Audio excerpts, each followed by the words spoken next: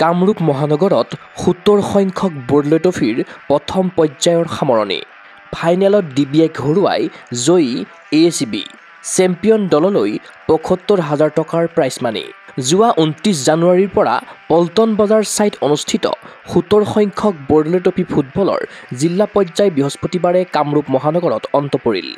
গুৱাহাটী ক্ৰীড়া সন্থাই আয়োজন কৰা প্ৰতিযোগিতাখনৰ কামৰূপ মহানগৰ জিলাৰ প্ৰথম ৰাউণ্ডত অংশগ্ৰহণ কৰিলে NRL football academy, Guwahati town club, Sonapur sports club, ACB, Guwahati SAI, Assam police, FC green valley আৰু DBI স্পৰ্টছ ক্লাবকে ধৰি মুঠ ৮টাকৈ আগশাৰীৰ ফুটবল দলে। বৃহস্পতিবাৰে ফাইনেলৰ মহাৰণত অৱতীৰ্ণ হ'ল ACB স্পৰ্টছ ক্লাব আৰু DBI স্পৰ্টছ ক্লাব। তীব্ৰ উত্তেজনাপূৰ্ণ মেচত ৩-১ গলত জয়ী হৈ চেম্পিয়নৰ ট্ৰফি হস্তগত কৰে ACBয়ে। ইয়াৰ বিপৰীতে DBI দলে লাভ কৰে ৰানাৰ্ছ আপৰ ট্ৰফি। চেম্পিয়ন দল ACBয়ে কামৰূপ মেট্ৰ'ৰ পৰা পৰৱৰ্তী ক্লাষ্টাৰ ৰাউণ্ডলৈ যোগ্যতা আহৰণ কৰাৰ উপৰি লাভ কৰে ৭৫,০০০ টকাৰ প্ৰাইজ মানি। প্ৰথম ৰাউণ্ডৰ প্ৰতিযোগিতাখনৰ বিষয়ে জনালে গুৱাহাটী ক্ৰীড়া সন্থাৰ ফুটবল সম্পাদক L প্ৰণৱ সিঙে।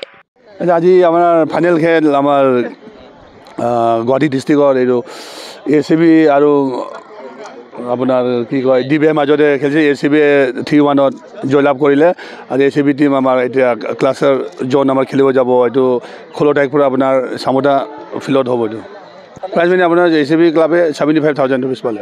ইয়াতে 8টা টিমে সেইটো কৰিছিলে, জইন কৰিছিলে। প্ৰথম ৰাউণ্ডৰ সামৰণি অনুষ্ঠানত উপস্থিত থাকিল অসমৰ প্ৰাক্তন মুখ্য সচিব কুমাৰ সঞ্জয় কৃষ্ণ, প্ৰাক্তন ফুটবলাৰ মলুং আও, প্ৰাক্তন আন্তঃৰাষ্ট্ৰীয় এথলেটিক্স খেলুৱৈ তৈবুন নিছা, চাইৰ কাৰ্যবাহী সঞ্চালক DK মিত্তালৰ উপৰি গুৱাহাটী ক্ৰীড়া সন্থাৰ বিষয়ববীয়াসকল। নিমন্ত্ৰিত অতিথিসকলে বিজয়ী খেলুৱৈসকলক বঁটা প্ৰদান কৰাৰ উপৰি কুমাৰ সঞ্জয় কৃষ্ণই ৰাখিলে শুভেচ্ছামূলক ভাষণ। ট্ৰফিটো আমাৰ এটা প্ৰেষ্টিজিয়াছ ফুটবল কম্পিটিশ্যন গোটেই ভাৰতৰে, আৰু কিমান দিনৰ পৰা ফুটবল বৰদলৈ ট্ৰফি টুৰ্ণামেণ্ট হিচাপে অসমীয়া মানুহে সদায় চেণ্টিমেণ্ট হিচাপে লয়।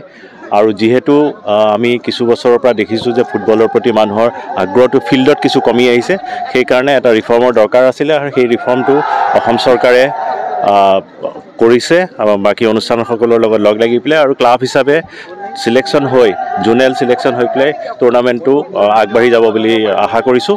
আৰু মই ভাবিছোঁ যে এইটো এটা ছাকচেছফুল ষ্টেপ লোৱা হৈছে। ঐতিহ্যমণ্ডিত বৰদলৈ ট্ৰফিৰ গৰিমা ঘূৰাই আনিবৰ বাবে গুৱাহাটী ক্ৰীড়া সন্থাই গ্ৰহণ কৰা পদক্ষেপক শলাগিলে ডিছকাছ কুইন তৈবুন নিচাই। নহয়, খুবেই ভাল লাগিছে। মানে এটা মৰহি যোৱা গছ এডাল আকৌ জীয়াই উঠাবলৈ মানে GSে যিটো পদক্ষেপ লৈছে, আৰু সঁচাই খুব মানে ভাল লাগিছে।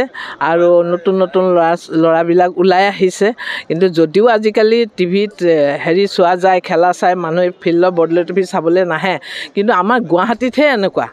যিবিলাক খেল এতিয়া GSে যেনেকৈ চবতে স্প্ৰেড কৰি আছে, সেইটো হিচাপে মানে গাঁৱত বেষ্ট মানুহ হয়, ল'ৰা ছোৱালী হয়, আৰু এনেকুৱা খেলাৰ যোগেদি মানে এতিয়া অসমত খেলৰ স্পৰ্টছৰ যিটো এটা খেল মহাৰণ কোৱা, এই খেলবিলাকৰ চাৰিওফালে বহুত খেলৰ উন্নতি হৈছে।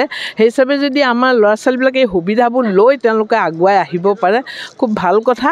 আৰু GSে মানে বেষ্ট এতিয়া এই মানুহখিনি আকৌ উদ্যোগ এটা লৈছে, সঁচাই খুব ভাল লাগিছে। মোকো আজি বহুত দিন পিছত বুঢ়া মানুহক আনি পেলাই ৰাইজৰ মাজত পৰিচয় কৰি দিছে, সেইকাৰণে মই তেখেতসকলৰ ওচৰতো মানে কৃতজ্ঞ। আৰু আশা ৰাখিছোঁ এই বৰদলৈ ট্ৰফি আগতকৈ আৰু বৰদলৈ ট্ৰফি খেলা য'তেই নহওক আমাৰ প্লেয়াৰ উলিয়াব লাগে। উল্লেখ্য যে কামৰূপ মহানগৰত টুৰ্ণামেণ্টৰ শ্ৰেষ্ঠ গলকিপাৰ হিচাপে উজলিল গুৱাহাটী টাউন ক্লাবৰ আকাশ স্বৰ্গীয়াৰী। আনহাতে প্লেয়াৰ অৱ দ্য টুৰ্ণামেণ্টৰ সন্মান আজৰি আনিলে ACB স্পৰ্টছ ক্লাবৰ সুজালাল ব্ৰহ্মই।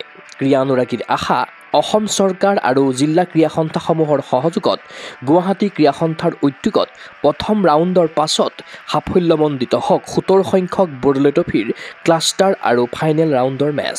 ভিডিঅ' জাৰ্নেলিষ্ট জৱান ৰাভাৰ সৈতে চিন্ময় বৰাৰ প্ৰতিবেদন, গুগল স্পৰ্টছ NA।